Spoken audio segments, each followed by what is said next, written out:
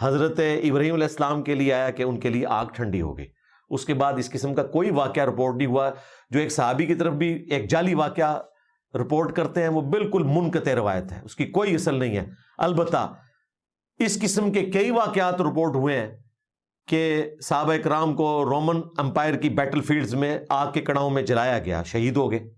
یہ مرزا کے دجل کا چھوٹا سا نمونہ ہے کہ جو واقعہ اہل سنت کی مستند درجنوں کتابوں میں موجود ہے، اور ان کتابوں میں موجود ہے جن کی خود مرزا تعریف کرتا ہے اور سند کے ساتھ موجود ہے، اس کے متعلق مرزا کہتا ہے کہ یہ جعلی واقع ہے. اور خود مرزا سنا رہا ہے کہ صحابہ کرام رضی اللہ تعالیٰ عنہم کے کئی واقعات اس طرح کے رپورٹ ہوئے ہیں کہ ان کو کڑاہوں میں جلایا گیا اور وہ جل گئے، شہید ہو گئے. حالانکہ کسی صحابی کا اس طرح کا واقعہ کہ اس صحابی کو کڑاہ میں ڈال کر جلایا گیا ہو کسی مستند کتاب میں سند کے ساتھ موجود نہیں ہے، ہمیں بغیر سند کے بھی نہیں ملا. یاد رہے مرزا نے صحابہ کرام کی بات کی ہے کہ صحابہ کرام کے متعلق کئی واقعات ان کے ایسے رپورٹ ہوئے ہیں. کسی ایک صحابی کا واقعہ مرزا دکھا دے، کسی کتاب سے ثابت کر دے، واقعہ صحابی کا ہو. عبداللہ بن حذافہ رضی اللہ تعالیٰ عنہ کا جو واقعہ کتابوں میں ملتا ہے تو وہ عبداللہ بن حذافہ رضی اللہ تعالیٰ عنہ کو کڑاہ میں نہیں ڈالا گیا تھا، ان کو نہیں جلایا گیا تھا، ان کو شہید نہیں کیا گیا تھا. ان کے سامنے مسلمان قیدی تھے، ان کو جلایا گیا تھا، لیکن ان کے متعلق یہ کہیں ثابت نہیں، کوئی تذکرہ نہیں ملتا کہ وہ صحابی تھے. بہرحال مرزا نے صحابہ کرام رضی اللہ تعالیٰ عنہ کی بات کر کے بھی ان کے کئی واقعات اس طرح کے ملتے ہیں. تو مرزا پر یہ قرض ہے کسی ایک صحابی کا اس طرح کا واقعہ دکھائے کہ اس کو کڑاہ میں ڈال کر جلایا گیا ہو، شہید کیا گیا ہو. اب جو بات سرے سے کہیں موجود ہی نہیں ہے، سند ہی نہیں ہے اس کی کہیں، اس کے متعلق تو مرزا یقین کے ساتھ اس کو بیان کر رہا ہے.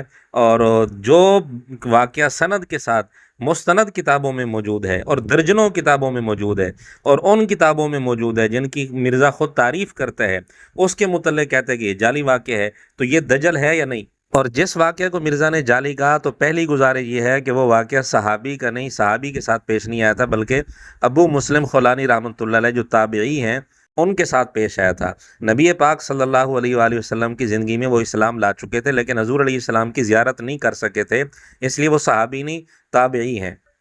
ابو مسلم خولانی کو عیسائیوں نے آگ میں ڈالا تو حضرت ابراہیم کی طرح آگ نے نہیں جلایا. جی کوئی ثابت نہیں میرے بھائی، اللہ سے ڈر جائیں. یہاں مرزا نے ابو مسلم خولانی کا نام بھی لیا ہے تو یہ صحابی نہیں بلکہ تابعی ہیں. اب مرزا کہتا ہے کہ یہ واقعہ ثابت نہیں، اور یہ بھی پہلے کہہ چکا ہے کہ جعلی واقعہ ہے، اور ساتھ کہتا ہے اللہ سے ڈر جائیں. کیا مرزا کو اللہ کا خوف نہیں آیا؟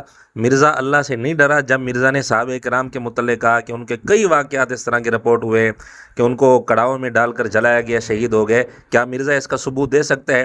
ضعیف سند کے ساتھ ہی پیش کر دے ثبوت.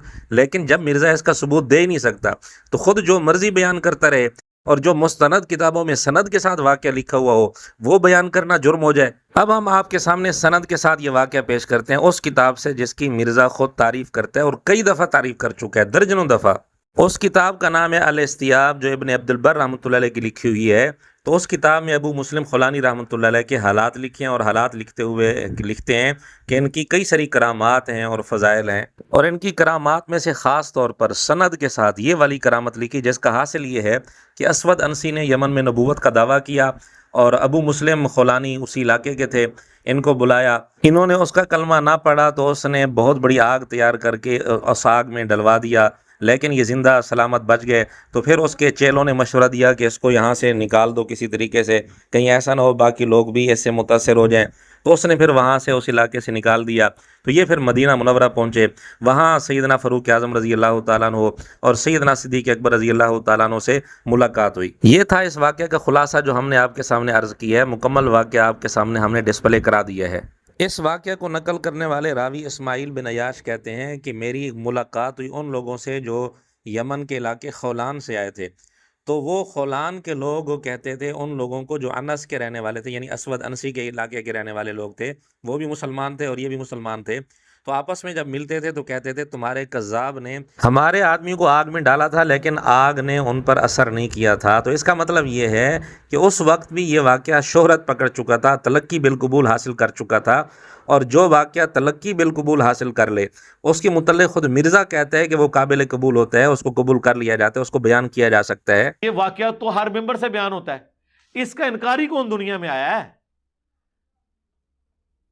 ہوتا تھوڑا مولوی ہوئے کہ انہوں نے پوچھا ہے کہ ہونڈا سیوک کتوں آئی ہے، تو آیا تھا سائیکل تے، لیکن وہ آپ کے سامنے کرے اور اسے کہا ممبر پہ کہا ہے کہ یہ واقعہ جھوٹا ہے، پھر مانیں گے۔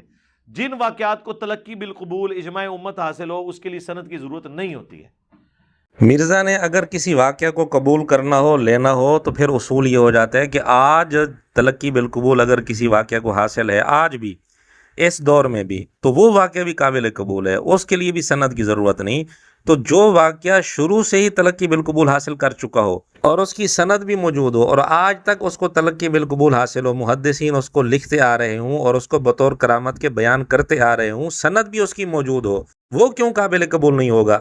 الاستیاب کے علاوہ بھی یہ واقعہ بہت ساری کتابوں میں ہے، چند ایک نام ہم آپ کے سامنے اسکرین پر ڈسپلے کرا دیتے ہیں، ان میں سے اکثر میں یہ واقعہ سند کے ساتھ ہے اور بعض کتابوں میں بغیر سند کے ہے۔ ایک طرف وہ واقعہ جو سند کے ساتھ بھی ہے، تلقی بالقبول بھی حاصل ہے، محدثین نے، علماء اہل سنت نے اس کو کرامت بھی شمار کیا ہے، اس کو مرزا جعلی کہہ رہا ہے، جبکہ اس کی سند میں اگر کچھ کمزوری ہو بھی صحیح تو تلقی بالقبول کی وجہ سے وہ کمزوری دور ہو جاتی ہے، اور یہ اصول خود مرزا بھی مانتا ہے، جیسا کہ ہم آپ کے سامنے ایک ثبوت پیش کر چکے ہیں۔ اور دوسری طرف خود مرزا ایسے ایسے واقعات بیان کرتا ہے جس کا دنیا کی کسی کتاب میں ضعیف سند کے ساتھ بھی کوئی وجود نہیں ہوتا۔ مثلا یہی جو ساتھ اس نے بات کی کہ صحابہ کرام کے کئی سارے واقعات ایسے رپورٹ ہوئے ہیں کہ ان کو کڑاؤں میں ڈالا گیا اور جلایا گیا، شہید ہو گئے، تو کیا کسی صحابی کے متعلق اس طرح کی کوئی بات مرزا دکھا سکتا ہے؟ بے شک ضعیف سند کے ساتھ دکھا دے، لیکن صحابی کے متعلق ہو، وہ صحابی ہو جس کے ساتھ یہ معاملہ پیش ہوا ہو۔